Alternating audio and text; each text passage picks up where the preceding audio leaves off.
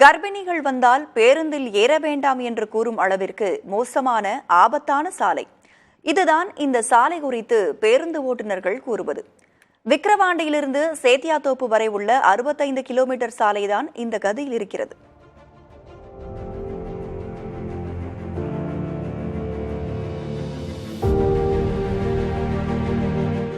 மத்திய அரசு நாடு முழுவதும் விபத்தில்லா புதிய தரம் உயர்த்தப்பட்ட சாலைகளுக்காக ஆயிரக்கணக்கான கோடி ரூபாய்களை வழங்கி சாலை அமைக்கும் பணிகளை மேற்கொண்டு வருகிறது.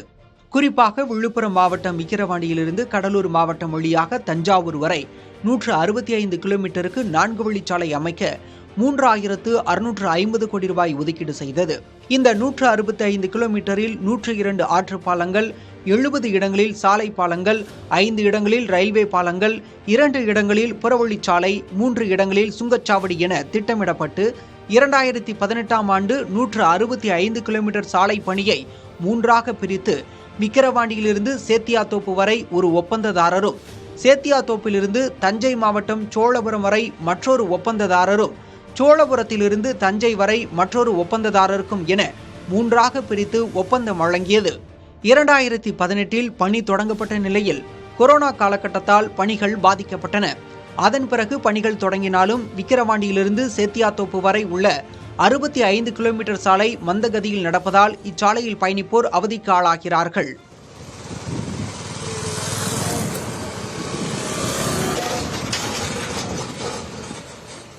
வாணியம்பாளையம் தாண்டினாலே ரோடு ரொம்ப கண்டம்ட் ஆயிடுது. ஒன்னே கொஞ்ச நேரம் பஸ் ஓட்டுறாங்க, திரும்பி போனா உடம்பு பேக் பெயின் வருது, உடம்பு வலிக்குது, கழுத்து வலிக்குது, நம்மளால ஏந்திருக்க முடியல, ரொம்ப கஷ்டமா இருக்குது. குண்டுகுழியெல்லாம் அதிகமா இருக்கு. சோழத்தரம் பக்கம்லாம் ரொம்ப மோசமா இருக்கு நிலைமை. மேம்பாலம் கட்டுறாங்க, வேலை சீக்கிரம் நடக்கல.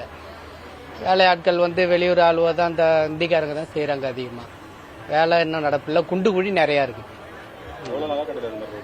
அது கிட்டத்தட்ட 3-4 வருஷமாவே கட்டிக்கிட்டு தான் இருக்கு. அது அப்படியே தான் இருக்கு.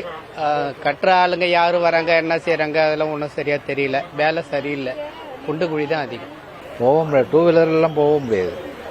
பஸ்ஸில் போகிறதே ரொம்ப சிரமமாக இருக்கு. நைட் அங்கேருந்து சோழத்துலேருந்து தான் பஸ் இங்கே வந்தேன். அது ஒரு ஒன்றும் அவ்வளோவா சொல்லிக்கிறதுக்கு முடியும்.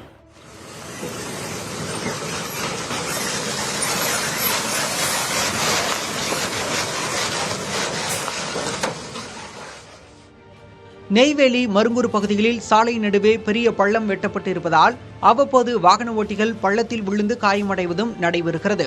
பயணிகளின் குறைகள் இப்படி எனில் பேருந்து ஓட்டுபவர்களின் பிரச்சனைகள் இன்னும் அதிகமாக உள்ளன. பள்ளம் மூடலாம் நல்லா குழியா இருக்கு. கீரை ஒரு தடவைக்கு 10 தடவை ஏறி இறக்கி வந்துருக்கு. உடலாம் எடுத்துக்கும் போல அந்த ரோட்ல வண்டி ஓட்டுறது ஒன்றும் முடியல. அதெல்லாம் 2 வருஷமா வண்டி ஓடாத இருந்தது. அந்த பள்ளத்தை மூட்டை எப்போதான் போடுவோம்னு தெரியல. டீசல் செலவு அதிகமாக தான் இருக்கும். ஒரு நாளைக்கு 10 லிட்டர் எக்ஸ்ட்ரா பிடிக்குது. இந்த டிப்பர் இந்த மாதிரிலாம் போச்சுன்னா உடனே ரோடு அடுத்த செகண்ட் பேத்துக்குது. இப்ப சைட்ல ரோடு வேலை பார்த்துட்டு இருக்காங்க.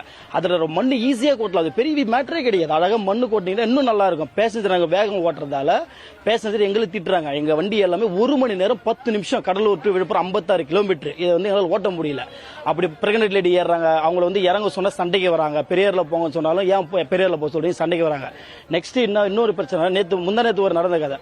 டிப்பர்காரங்க டூலர்கார போடுறப்ப டிப்பர்கார ஒரு லேடி இடிச்சு கீழே வந்து அவங்களோட ரத்தம் டிப்பர் கண்ட்ரோல் விட்டு இறங்கி ஓடிட்டான். இந்த மாதிரி இருக்கு. இந்த ரோடு ரொம்ப படு மோசமா, எங்களால் வேகம் ஓட்ட முடியல.